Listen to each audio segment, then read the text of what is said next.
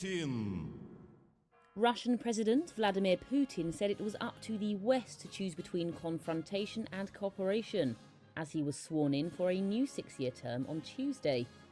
The ceremony in a gilded Kremlin hall was boycotted by the United States and other Western countries over Russia's ongoing war in Ukraine. Amid rising tensions, Putin said he was not rejecting dialogue with the West, including on nuclear weapons.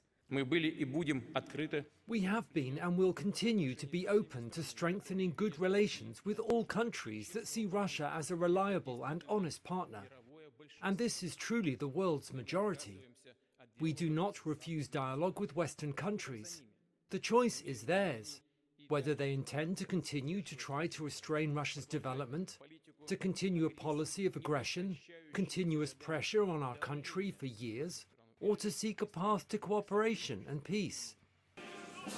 Putin won a landslide victory in March in a tightly controlled election, from which 2 anti-war candidates were barred on technical grounds. The opposition called it a sham.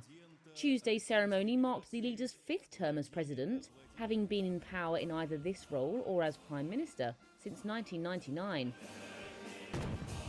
The United States, which said it did not consider his re-election free and fair, stayed away from the inauguration ceremony, along with Britain, Canada and most European Union nations. France, however, said it would send its ambassador. Putin begins his new mandate more than 2 years after he sent tens of thousands of troops into Ukraine and dominates the domestic political landscape. Leading opposition figures are in prison or exile.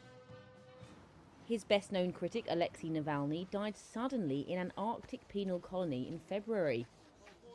Internationally, Putin is locked in a confrontation with Western countries he accuses of using Ukraine as a vehicle to try to defeat and dismember Russia.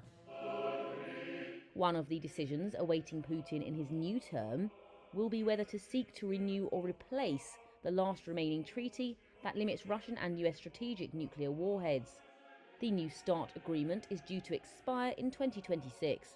In line with the constitution, the government re-signed at the start of the new presidential term.